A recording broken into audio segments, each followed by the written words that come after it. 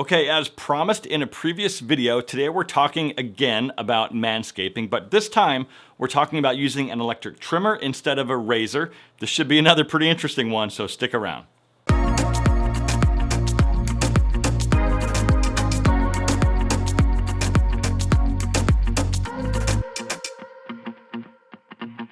Okay, welcome back. It's great to see you, and as always, I'm glad that you're here. So I think it was about 6 weeks ago, I made a video talking about manscaping and different areas and techniques where you can use an actual razor. In that video, I promised to make a follow-up video, sort of a part 2, where I talked about using an electric trimmer. This is that video. I want to go over some of the do's and don'ts, at least in my opinion, when it comes to using an electric trimmer for your bodyscaping and manscaping routine. So just like in the last video, if you're offended by the subject of manscaping or by the word penis, this video is not for you. Everything I talk about in this video is simply my opinion. So if you and your partner are completely happy with your body hair situation the way it is currently, I 100% and I fully support that. I'm not saying you have to do anything I talk about in this video, but if you're curious, stick around. Okay, so these are the tools that I currently use in my manscaping arsenal. Since we've already talked about the razor, we can set that aside for now.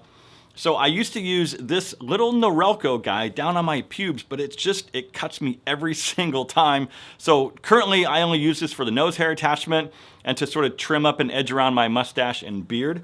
The best and most versatile tool that I've ever used and own currently is the Brio. You guys know I've talked about the Brio in another video, and they are sponsoring this video today. But like I said, I use this thing on an almost daily basis, and it is the most versatile tool that I've ever owned. This thing gets all the way down to 1 millimeter, which is pretty darn close to skin level, and all the way out to 18 millimeters and everywhere in between with all the different guard attachments that it comes with. The battery life on this guy is ridiculously long lasting. I barely ever charge it. And the blades are made of ceramic, which makes it really quiet, and they're very sharp. And it also reduces friction and heat. One thing I do want to let you know though is these guys do sell out pretty quickly when they run promotions like this. So if you want one of these, use that link down below in the description for a discount off the normal price. And like I said, if you want one, jump on it, don't wait. Okay, so let's start at the top and work our way down.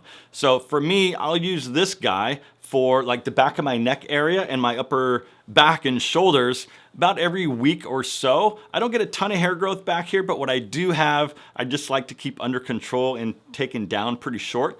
I could easily use the Brio for that, but this guy just sort of floats back here a little bit easier for me.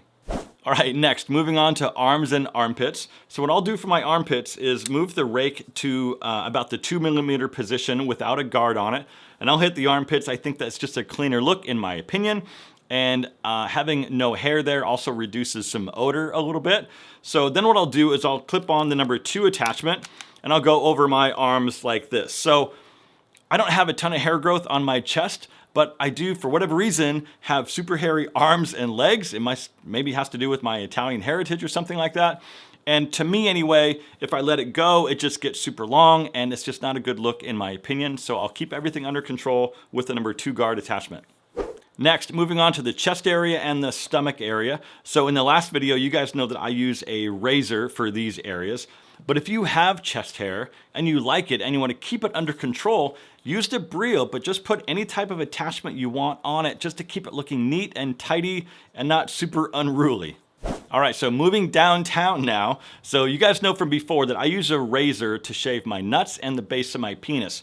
But for the pubic hair area above the penis, I will use the Brio with the number 2 guard to take most of the bulk out. Then I'll just take the guard off and hit with the lowest rake setting on the sides just to keep some type of a clean shape down there. So if you guys are into more of the landing strip or the racing stripe situation, use the 1 millimeter setting and you can cut in whatever type of shape you like.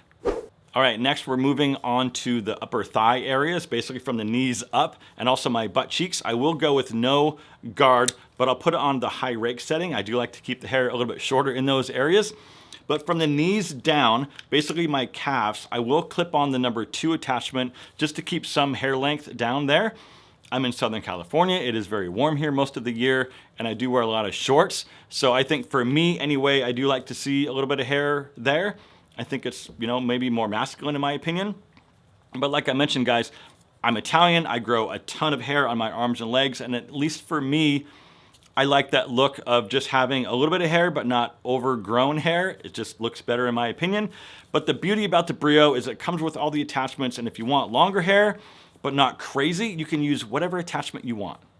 Hey, so really quick, if you're interested in men's lifestyle topics, sort of like this, please consider subscribing because I'm here twice a week with brand new videos. And if you guys want to jump on this Brio deal, hit that link down below in the description to get that discount.